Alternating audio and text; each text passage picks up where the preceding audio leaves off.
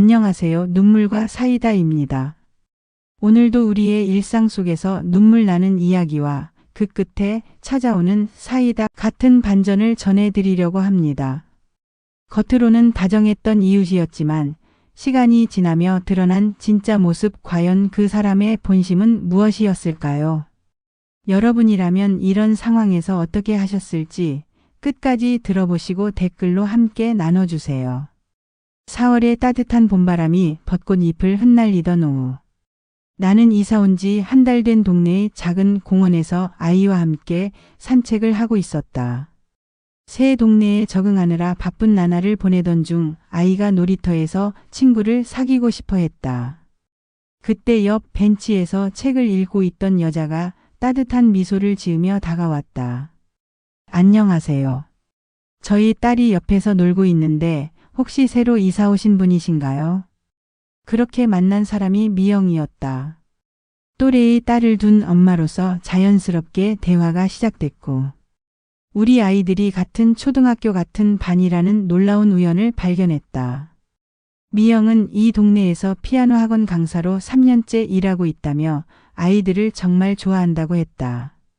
그녀의 눈에는 아이들을 바라보는 진심 어린 애정이 담겨 있었다. 첫 만남 이후 우리는 자주 마주치게 되었다. 아이들 등하교 시간에 학교 앞에서, 마트에서 장을 볼 때도, 동네 카페에서도 만났다. 미영은 늘 밝은 표정으로 인사를 건네며 어머, 또 만났네요.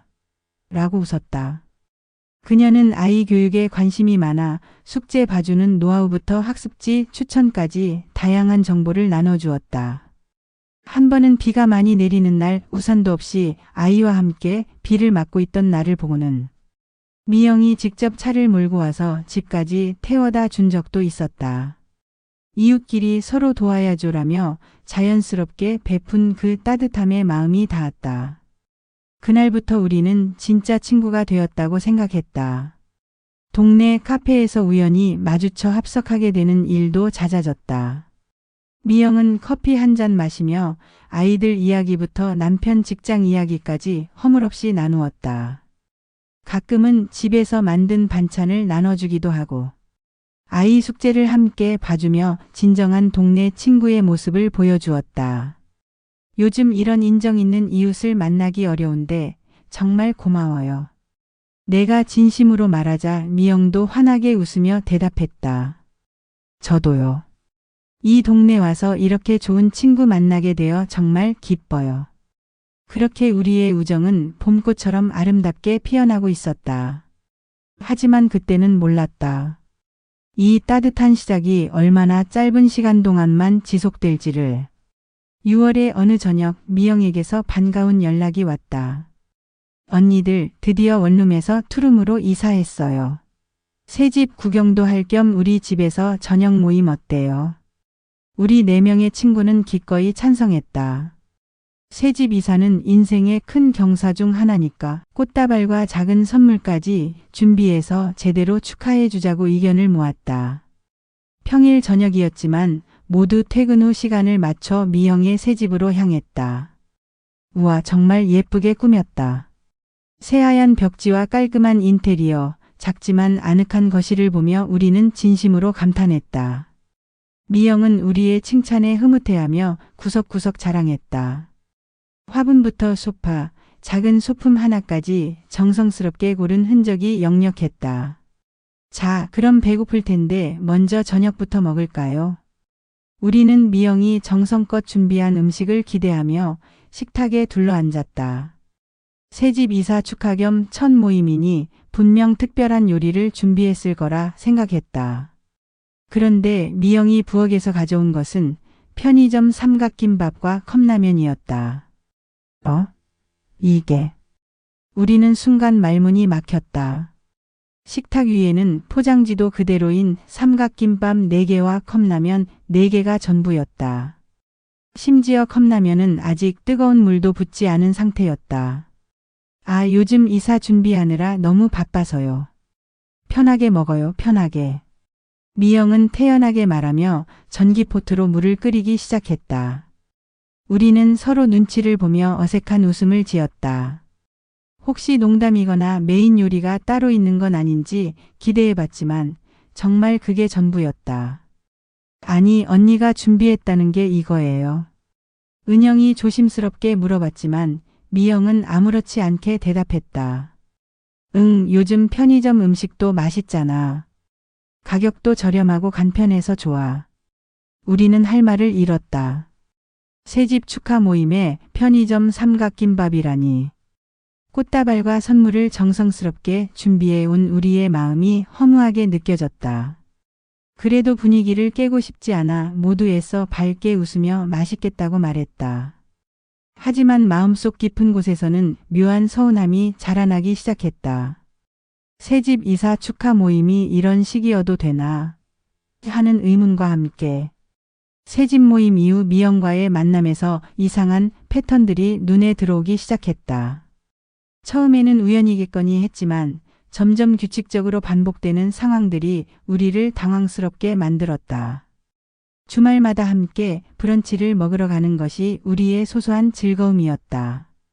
그런데 미영은 늘 똑같은 멘트로 시작했다. 아, 어머. 오늘 지갑을 두고 나왔네요. 먼저 계산해 주시면 다음에 제가 낼게요. 처음에는 누구에게나 있을 수 있는 실수라고 생각했다. 하지만 매주 똑같은 상황이 반복되자 우리는 서로 눈치를 보기 시작했다. 정말 매번 우연일까? 하는 의구심이 들었지만 차마 직접 묻기는 어려웠다. 더 기가 막힌 것은 식당에서의 행동이었다. 미영은 항상 집에서 이미 먹고 와서 배불러요라며 아무것도 주문하지 않았다. 우리가 그래도 음료라도 시키지? 라고 권해도 아니에요. 정말 괜찮아요라며 손사래를 쳤다. 하지만 막상 음식이 나오면 상황은 180도 달라졌다. 어머, 이거 정말 맛있어 보인다. 조금만 맛볼게요. 그러곤 자연스럽게 포크를 들어 내 접시에서 파스타를 집어먹었다. 한 젓가락, 두 젓가락. 어느새 내 음식의 절반이 사라지고 있었다. 다른 친구들 접시도 마찬가지였다. 미영아, 그렇게 맛있으면 너도 하나 주문해. 수진이 웃으며 말했지만 미영은 아니야. 나는 정말 배불러. 그냥 맛만 보는 거야 라며 계속 먹어댔다. 계산할 때가 되면 미영의 진가가 발휘됐다. 나는 따로 주문한 게 없으니까 빠질게요. 언니들끼리 나눠서 계산하세요. 그러곤 태연하게 화장실에 가거나 밖에서 담배를 피우러 나갔다. 우리는 할 말을 잃고 서로를 바라볼 뿐이었다. 가장 황당했던 날은 이탈리안 레스토랑에서 있었던 일이다. 미영은 정말 배불러서 못 먹으라며 물만 주문했다. 그런데 우리가 주문한 피자 한 판을 거의 혼자 다 먹어버렸다. 심지어 이 피자 정말 맛있다. 어디 브랜드야? 라고 묻기까지 했다. 미영아, 내가 이렇게 맛있게 먹는데 왜 주문 안 해? 내가 직접적으로 물어보자 미영은 잠깐 당황하는 기색을 보이더니 이내 웃으며 대답했다. 아, 나는 원래 식당 음식 많이 안 먹어요. 그냥 분위기가 좋아서 조금씩 맛보는 거예요. 이런 상황이 몇 번 반복되자 우리 모두의 마음은 점점 무거워졌다. 처음엔 친구니까 이해해주자는 마음이었지만 매번 똑같은 패턴이 반복되니 서로의 얼굴에도 어색함이 묻어나기 시작했다. 이제 미영이랑 밥 먹으러 가는 게 부담스러워져. 집으로 돌아오는 길에 수진이 조심스럽게 말했다. 우리 모두 같은 생각이었지만 아무도 선뜻 입 밖에 내지 못했던 말이었다. 무더운 7월이 되자 우리는 가족 단위로 소규모 캠핑을 떠나기로 했다. 아이들도 방학이고 어른들도 스트레스를 풀 겸 1박 2일 캠핑 계획을 세웠다. 장소 선정부터 예약까지는 내가 맡았고 장보기와 준비물 리스트 작성도 내 몫이었다. 총 경비가 가족당 15만 원 정도 나올 것 같아요. 캠핑장 사이트 비용, 바비큐용 고기와 야채, 간식거리까지 포함해서요. 미리 계산해서 단체 카톡방에 공지했다. 다른 친구들은 고생 많이 했어. 15만 원이면 적당한데? 하며 흔쾌히 동의했다. 심지어 수진이와 은영이는 계산 편하게 16만 원으로 올리면서 송금할게라며 넉넉하게 보내왔다. 그런데 미영만큼은 달랐다. 언니 정확히 얼마예요? 영수증 보내주세요. 영수증을 캡처해서 보내주니 미영은 계산기를 두드리더니 정확히 14만 7천 원을 송금했다. 1,000원 단위까지 맞춰서. 다른 친구들이 올림해서 보낸 것과는 대조적이었다. 미영아, 그냥 15만 원 보내도 되는데? 아니에요. 정확하게 계산하는 게 좋죠. 차이 나는 돈으로 언니가 음료수라도 사세요. 당시엔 꼼꼼한 성격이려니 했다. 하지만 한 달 후 벌어진 일을 겪고 나서는 그 꼼꼼함의 진짜 의미를 알게 되었다. 8월 말 미영이 주최한 캠핑 바비큐 모임이 있었다. 이번엔 당일치기로 캠핑장에서 바비큐만 즐기는 간단한 모임이었다. 미영이 모든 준비를 맡겠다며 적극적으로 나섰다. 언니들은 그냥 오기만 하면 돼요. 제가 다 준비할게요. 믿음직스러워 보였다. 우리는 아무 부담 없이 캠핑장으로 향했다. 그런데 모임이 끝나고 집에 돌아간 저녁, 미영에게서 충격적인 메시지가 왔다. 언니들, 오늘 총 경비 정산이에요. 1인당 8만 5천 원씩 송금 부탁드려요. 8만 5천 원? 우리는 깜짝 놀랐다. 당일치기 바비큐에 8만 5천 원이라니. 지난번 1박 2일 캠핑이 15만 원이었는데 당일치기가 8만 5천 원이라는 게 말이 되나 싶었다. 미영아, 좀 비싼 것 같은데? 뭘 샀길래? 은영이가 조심스럽게 물어봤다. 고기값, 야채값, 캠핑장 사이트 비용, 그리고 제가 준비하느라 3시간 걸린 준비 시간 비용까지 포함된 거예요. 시급 1만 원으로 계산했어요. 준비 시간 비용? 우리는 어이가 없었다. 친구 모임에서 준비 시간까지 돈으로 계산한다니. 게다가 영수증도 제대로 보여주지 않은 채 일방적으로 금액을 통보했다. 그럼 영수증 좀 보여줄 수 있어? 내가 물어보자 미영은 잠깐 당황하는 기색을 보이더니 말했다. 아, 영수증들이 너무 많아서 복잡해요. 그냥 믿어주세요. 제가 거짓말할 이유가 없잖아요. 분위기가 어색해졌다. 하지만 친구 사이에 영수증 달라고 따지기도 그렇고 사기꾼 취급하는 것 같아서 결국 모두 말없이 송금했다. 하지만 그날 이후 우리 사이에는 확실한 선이 생겼다. 지난번 캠핑에서는 1,000원까지 꼼꼼히 계산하던 사람이 자신이 주최할 때는 준비 시간까지 돈으로 계산한다니. 그 이중적인 모습에 우리는 더 이상 미영을 예전과 같은 눈으로 볼 수 없었다. 이제 진짜 끝이다. 집으로 돌아오는 차 안에서 수진이 한숨을 쉬며 말했다. 우리 모두 같은 마음이었다. 바비큐 사건 이후 우리와 미영 사이의 관계는 급격히 냉각되었다. 예전처럼 자연스럽게 만나는 일은 점점 줄어들었고 단체 카톡방에서도 미영의 메시지에 답장하는 사람이 하나둘씩 사라져갔다. 가을이 깊어갈 무렵 우리는 미영을 빼고 따로 모임을 갖기 시작했다. 처음엔 우연히 시작된 일이었다. 수진이가 오늘 날씨 좋은데 브런치 먹으러 갈까? 라고 나와 은영에게만 메시지를 보낸 것이 시작이었다. 미영이는 안 부를까? 내가 물어보자 수진이는 잠시 망설이더니 말했다. 오늘은 그냥 우리끼리 만날까? 가끔은 편하게 만나고 싶어. 우리 모두 같은 마음이었다. 미영과 함께하는 모임은 언제부터인가 부담이 되어 있었다. 계산 걱정, 음식 걱정, 그녀의 예측 불가한 행동들을 신경 써야 하는 것이 피곤했다. 그렇게 시작된 미영 없는 모임은 점점 자연스러워졌다. 우리는 계산 걱정 없이 맛있는 음식을 주문할 수 있었고 각자 먹은 만큼 나눠내거나 때로는 오늘은 내가 낼게 하며 서로 배려하는 즐거움을 다시 느낄 수 있었다. 미영도 상황을 눈치챘을 것이다.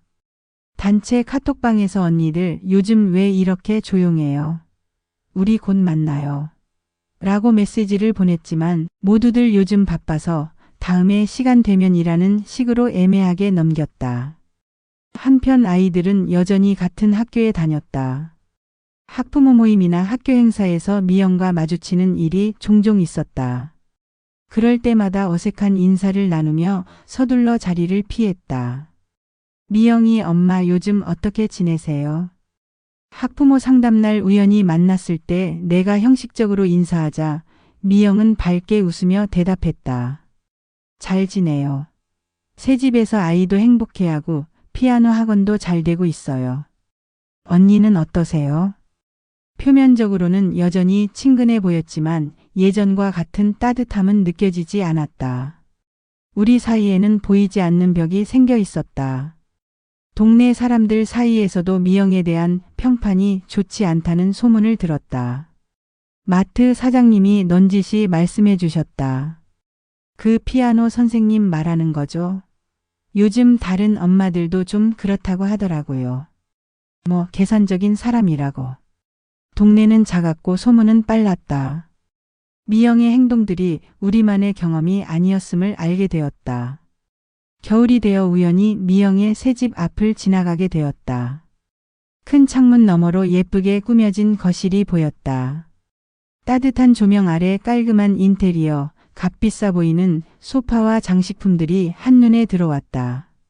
정말 예쁘게 꾸몄네. 하지만 그 화려한 집 안에는 함께 웃을 친구들의 모습은 보이지 않았다. 미영은 혼자 소파에 앉아 휴대폰을 보고 있었다. 그 순간 나는 깨달았다. 미영은 집은 얻었지만 관계는 잃었다는 것을. 아름다운 인테리어와 넓어진 공간은 남았지만 따뜻한 우정과 진심 어린 웃음은 사라져버렸다. 진정한 부자는 돈을 쌓아두는 사람이 아니라 마음을 나누며 함께 웃을 줄 아는 사람이다. 작은 배려와 정성이 때로는 값비싼 선물보다 더 큰 가치를 만들어낸다는 것을. 그리고 한번 잃은 신뢰는 돈으로 살 수 없다는 진실을 말이다. 여러분, 오늘 이야기를 통해 다시 한번 느낍니다. 집은 넓어질 수 있어도 마음이 좁아지면 결국 곁에 남는 사람은 없다는 걸요. 진짜 부자는 돈이 많은 사람이 아니라 마음을 나눌 줄 아는 사람 아닐까요? 여러분 주변에도 이런 경험이 있으셨나요? 댓글로 여러분의 생각과 이야기를 남겨주시면 함께 공감하고 나눌 수 있을 것 같습니다. 오늘도 끝까지 함께 해주셔서 감사합니다. 여기는 눈물과 사이다. 다음 이야기에서 다시 찾아뵙겠습니다.